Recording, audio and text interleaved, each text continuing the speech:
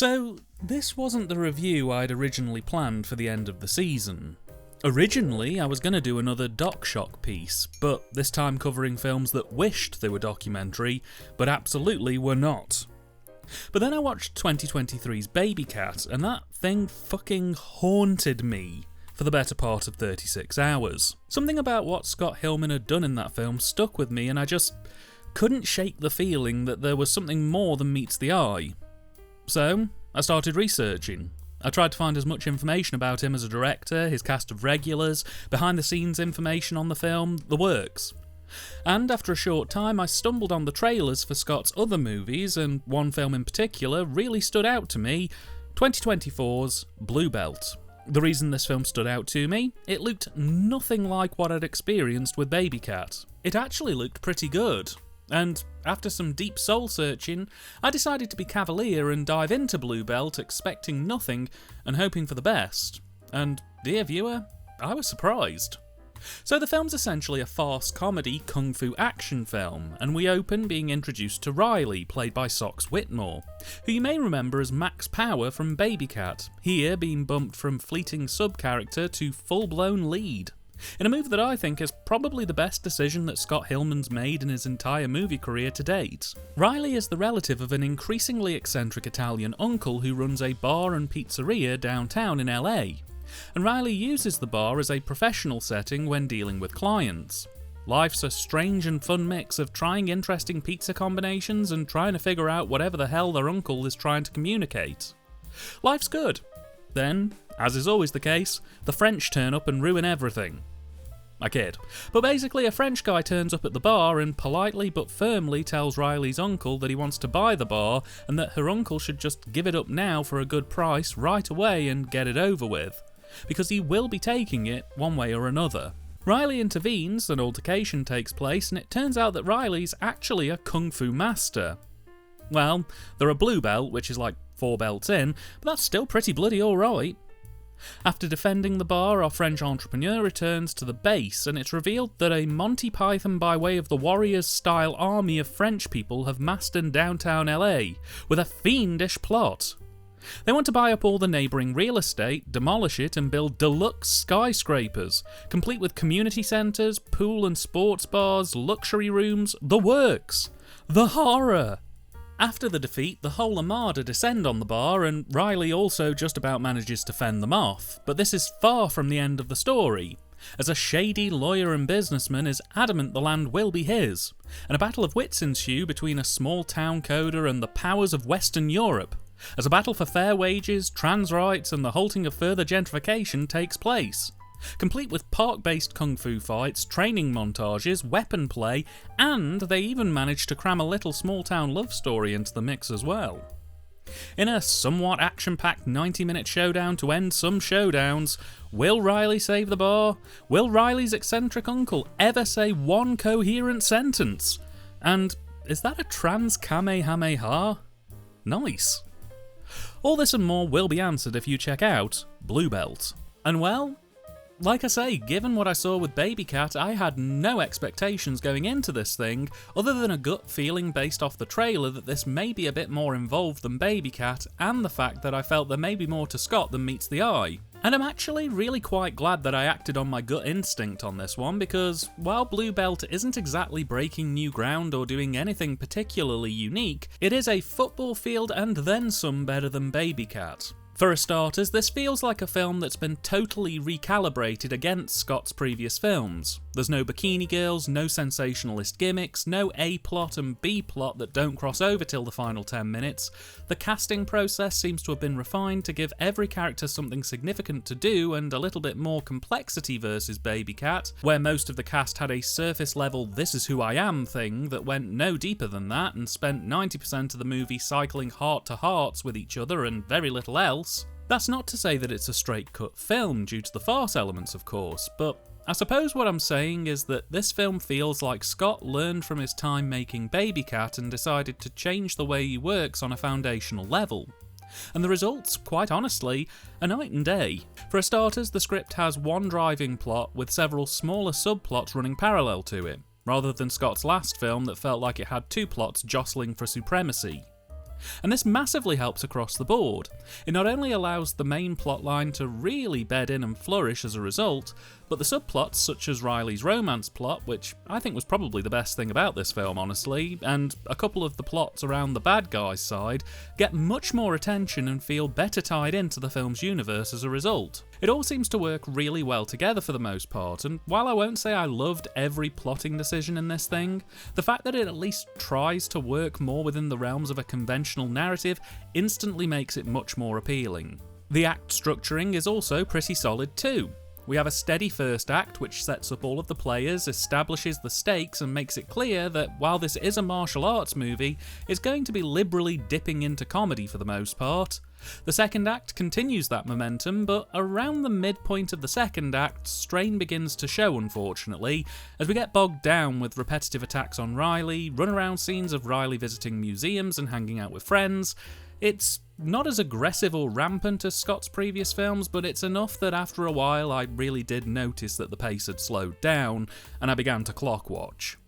This unfortunately dragged into the first half of the third act too, as there's a plot twist about halfway into the first half of the third act that really should have been the midpoint of the second act to give the characters more time to process what had happened, and give the audience more time to sit with the characters as they process that fallout.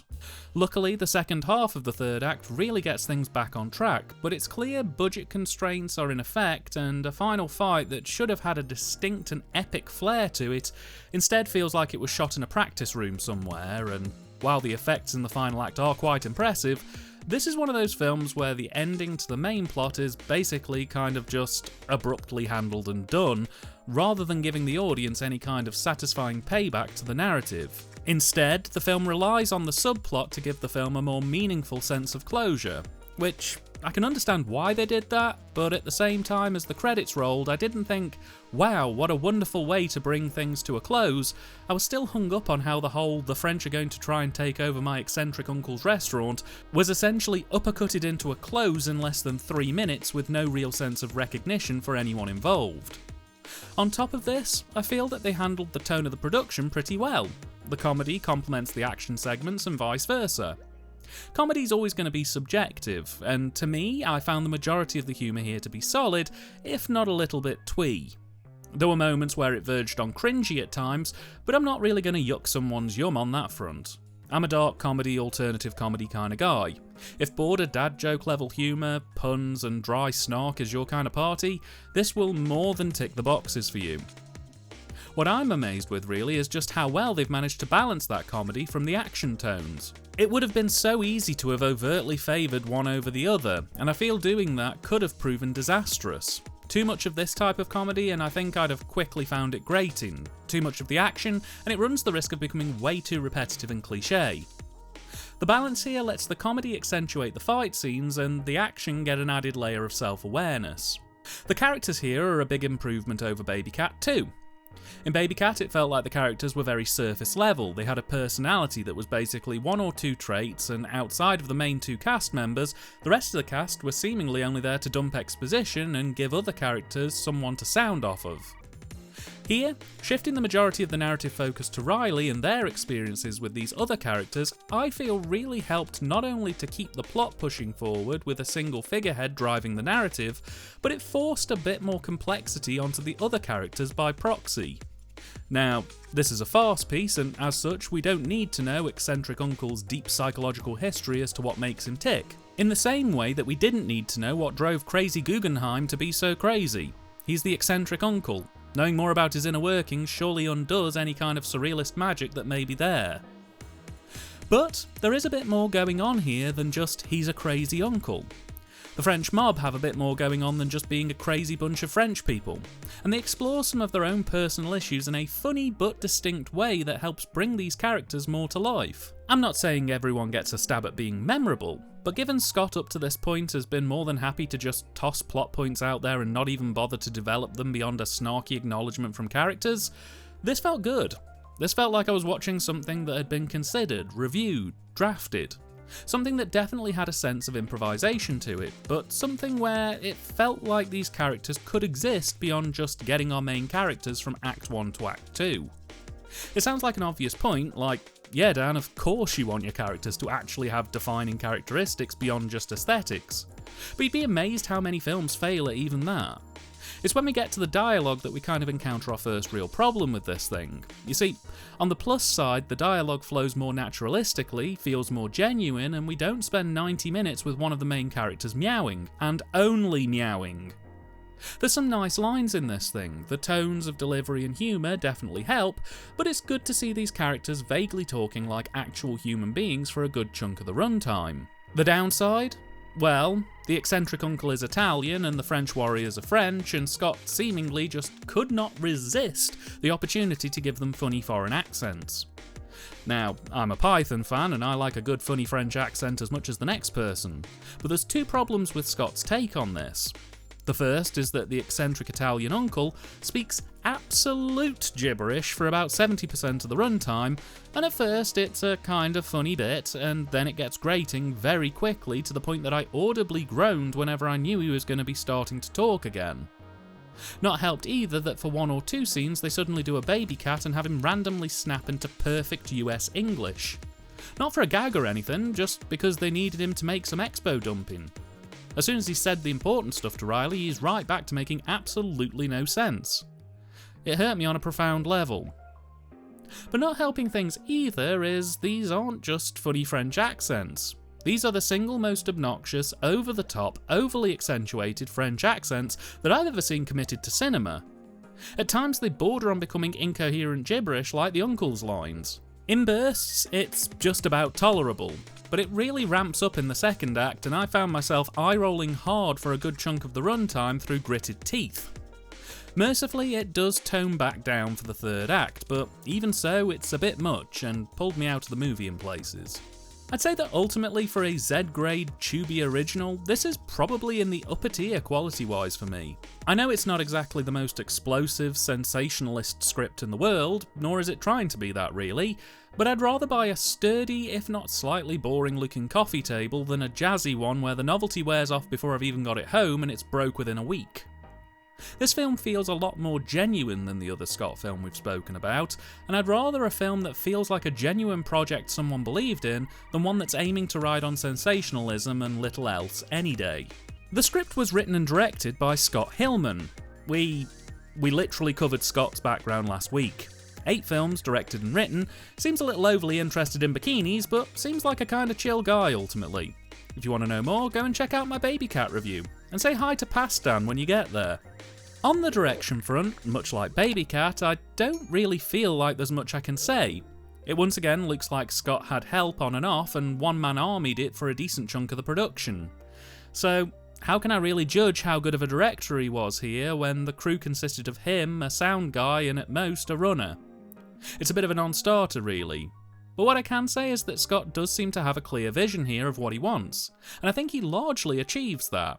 What we have here is a kung fu film that would put some actual Asian-produced kung fu films I've seen to shame. And, for the most part, it manages to feel like a Scott film, but with cleaner defining lines. Which really is all I can ask for. Is it a mind-blowing vision of unparalleled delight? No, but it was shot for $50 and a dream in a parking lot over 3 to 5 days. And with that in mind, I don't think it does too badly. At the same time, the cast direction is also somewhat improved here. It's a different kind of eccentricity that lives in this film, and Scott again seems to have worked quite closely with the cast to get the reactions he wants out of them.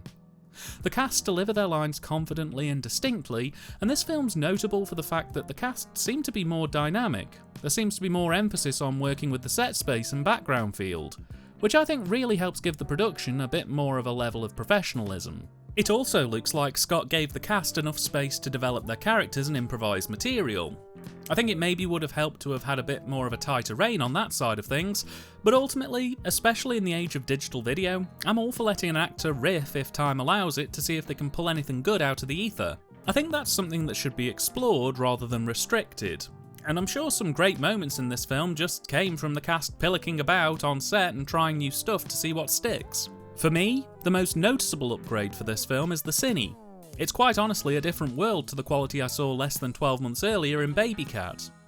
Green screen work has been heavily minimised, shots are largely on location, there's still a few unlevelled shots, but a lot of the footage looks great with clear composure, good colour range usage and colour grade layers that actually stay in their lanes. The white balancing is still a little off here and there, but these are small gripes. On the whole, this is a nice looking film given the budget and scope, which is only further enhanced with some actually quite decent visual digital effects. Simple muzzle flashes, glowing effects and bullet ricochets aren't the most difficult effects in the world, but considering what came before it, it's a bloody miracle. That being said, the production doesn't get away completely unscathed.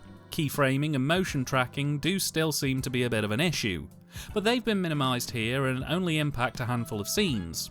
The most noticeable ones I saw was a scene where Scott tried to keyframe a video clip onto a phone screen to make it look like someone was watching a video on their phone, a scene near the end of the film where Scott's tried to cover some text above a door in a location, and a scene near the beginning where Riley is in a Zoom meeting but one of the actors couldn't quite get the sync of timing right for the edit, so Scott's had to overlay retakes directly over the original shots, creating a weird ghosting effect that totally ruins the visual. It maybe would have been easier to just cut to a video signal lost card for that particular actor for the duration of the retake, maybe make it look like he was having network issues or something, but yeah. There's also at least a couple of instances where they either didn't get release forms for members of the public in the background, or they didn't have a permit to film somewhere.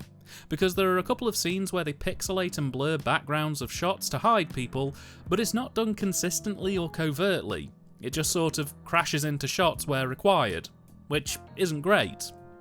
Even so, however, compared with the last film, big improvement all round and something that definitely won me over. On the edit front too, we find a tighter, better handled edit. All the small things that plagued the last film are correct in formation here, such as formatted and consistent fonts, regulated text crawls, the stock footage used here feels a lot less intrusive, and sequences feel like they've been allowed to breathe. Honestly, my only real gripe with this one is the effects fails I've just mentioned and the fact that I wish this didn't have an arbitrary 90-minute runtime. As I think if Scott could have had one more pass on the back end of that second act and taken about 10 minutes out, it really would have made this thing sing. Performance-wise, as I mentioned at the top of this review, Scott's decision to bump Sox Whitman up from a passing support role to a lead I think was a fantastic decision. Sox here really brings some decent energy to the role. They're vibrant, bright, and while I personally think their performance occasionally crosses into cringy territory in places, it was never enough to pull me out of the action and they clearly understood the assignment, delivering the perfect balance of trying to be upbeat and cheery about a situation while running a nice undercurrent of snark or dry self-awareness. I think they're a fantastic character actor in this piece and for roles like this, and I'd be very interested to see where they get up to next. That's not to do a disservice to the rest of the supporting cast, however. Of note, we have Shane Ryan Reed, Johnny Mask, Jay Hewlett, Ken May and Joe Filippone, all of whom come to this film seemingly knowing the exact energy needed and they deliver in spades and then some. Does it always land? No, but I'd rather an enthusiastic cast than an apathetic one, and if there's one thing this cast can't be accused of, it's playing their roles down. And finally, the soundtrack. Library tracks. But this time, rather than just punching in cat royalty-free tracks, it seems like this playlist has been a little bit more curated. And I think it works fine with the film.